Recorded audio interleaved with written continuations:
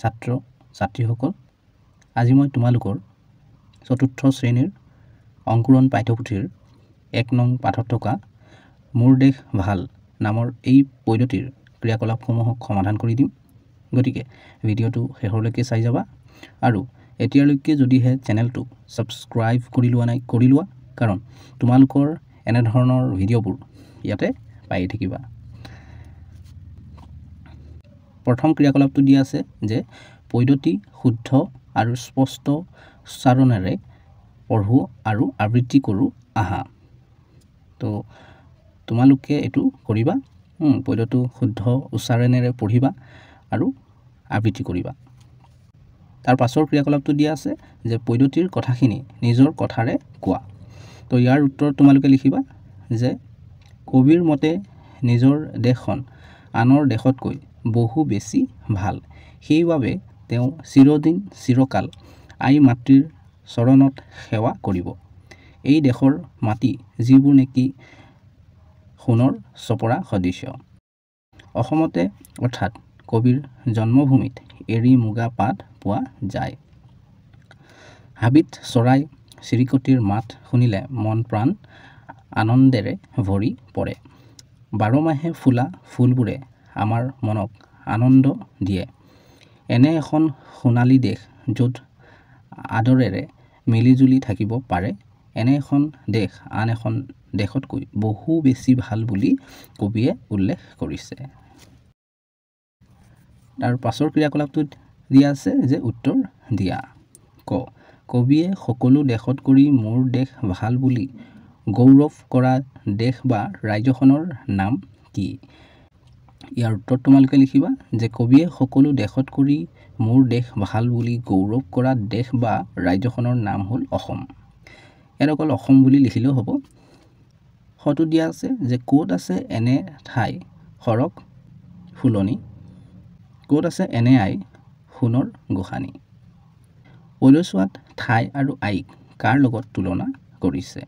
ইয়াৰ উত্তৰত তোমালোকে লিখিবা পদছোৱাত ঠাই আৰু আইক সৰগ ফুলনি আৰু সোণৰ গোসানীৰ লগত তুলনা কৰিছে।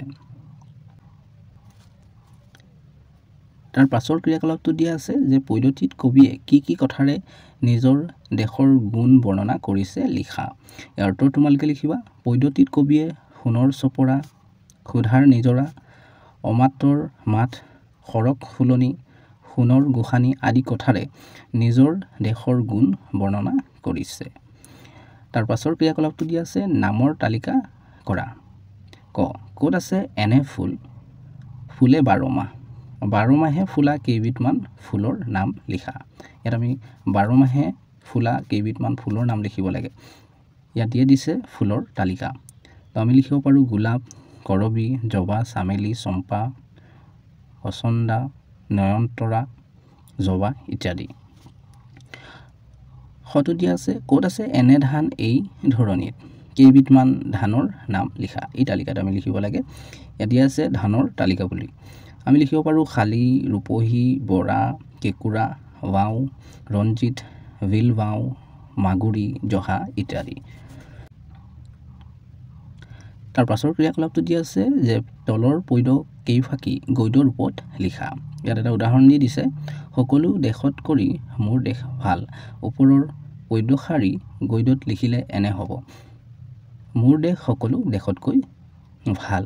ঠিক তেনেদৰে ইয়াত ক খ তেনেকৈ পদ্য কেইশাৰীমান দিয়া আছে, সেইবোৰক আমি গদ্য ৰূপত লিখিব লাগে। কটো চাইছোঁ ক'ত আছে এনে মাটি সোণৰ চপৰা, ক'ত আছে এনে পানী ক্ষুধাৰ নিজৰা। ইয়াৰ উত্তৰত আমি লিখিব লাগিব, মানে ইয়াক যদি আমি গদ্য ৰূপত লিখোঁ তেতিয়া হ'ব এনেকুৱা সোণৰ চপৰা থকা মাটি আৰু ক্ষুধাৰ নিজৰাৰ পানী ক'ত আছে।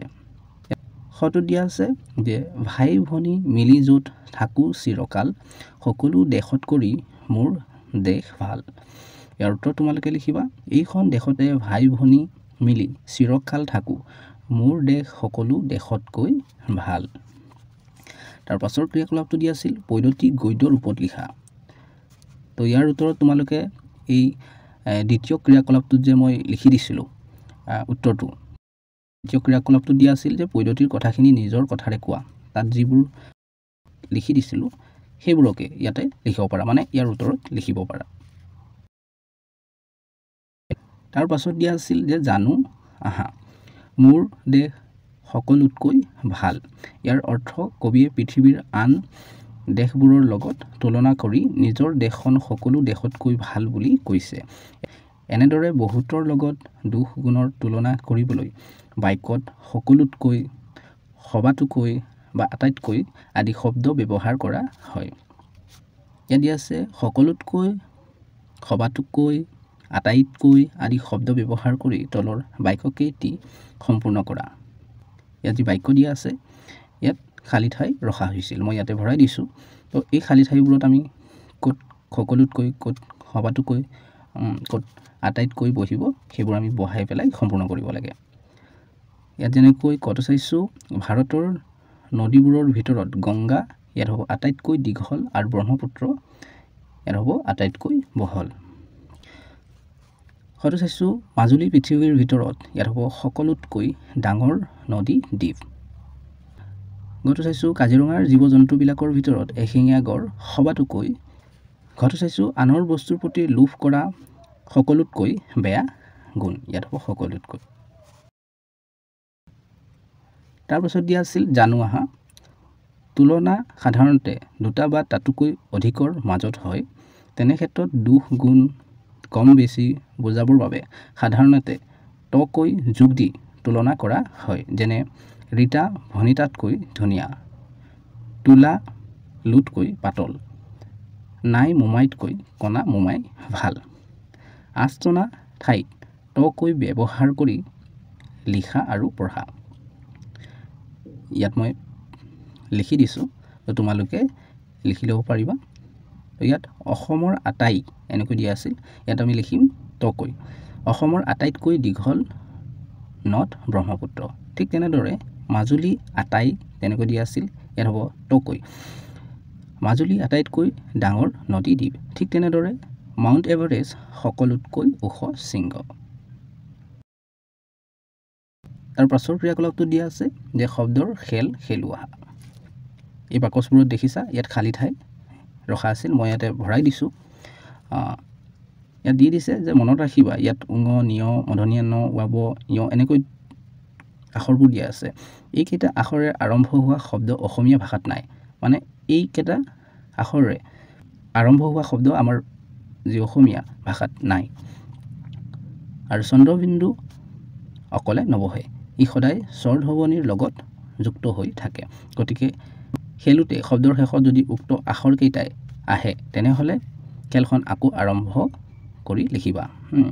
যদিহে এই খেলখন খেলোঁতে শব্দৰ শেষত এই আখৰকেইটা আহে আৰু তেতিয়া আৰু এটা শব্দ লিখিব নোৱাৰিম, কাৰণ শেষত আহি গ'লে আৰু সেই শেষৰ আখৰটোৰে আমি এটা শব্দ গঠন কৰিব লাগিব। তো আৰু উঙ, নিয়, মধনিয়া ন এইবোৰৰে মানে ইয়াত যিবোৰ দিয়া আছে এই আখৰবোৰেৰে আৰম্ভ হোৱা অসমীয়া ভাষাত তেনেধৰণৰ শব্দ নাই। ইয়াত ভাল, লতা ঠিক তেনেকৈ লিখিব পাৰোঁ।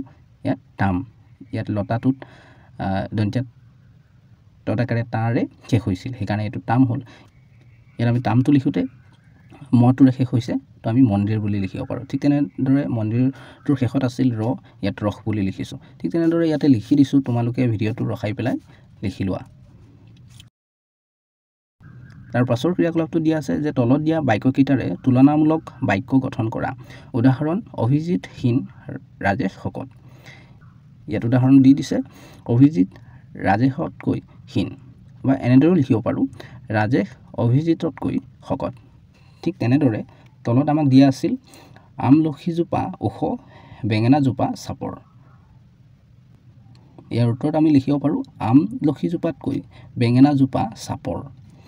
তাৰপিছত দিয়া আছিল জয়সাগৰ পুখুৰীটো ডাঙৰ, আমাৰ বাৰীৰ পুখুৰীটো সৰু। ইয়াৰ উত্তৰত আমি লিখিব পাৰোঁ আমাৰ বাৰীৰ পুখুৰীটোতকৈ জয়সাগৰ পুখুৰীটো ডাঙৰ। তাৰ পাছৰ ক্ৰিয়াকলাপটো দিয়া আছে যে শব্দ গঠন কৰা। ইয়াত চিৰকাল, ইয়াত চিৰকাল বুলি লিখি দিয়া আছিল, তো বাকীবোৰ আমি ঠিক তেনেদৰে লিখিম। চিৰদিন, চিৰদিন, চিৰস্থায়ী, চিৰস্থায়ী, চিৰস্মৰণীয়, চিৰস্মৰণীয়। ইয়াত বন, অনি বননি, ধান অনি ধাননি, ঘাঁহ অনি ঘাঁহনি, শাক অনি শাকনি। তাৰ পাছৰ ক্ৰিয়াকলাপটো দিয়া আছিল তলৰ বাক্যাংশৰ লগত খাপ খোৱা শব্দ পাত্ৰটোৰ পৰা বাছি উলিয়াই লিখা। এই পাত্ৰটোত শব্দবোৰ দিয়া আছে, তো এই বাক্যবোৰৰ লগত এই শব্দবোৰৰ মিল আছে, মানে আমি বাছি উলিয়াই লিখিব লাগে। তো মই ইয়াত মিলাই দিছোঁ, তোমালোকে ভিডিঅ'টো ৰখাই পেলাই লিখি ল'ব পাৰিবা।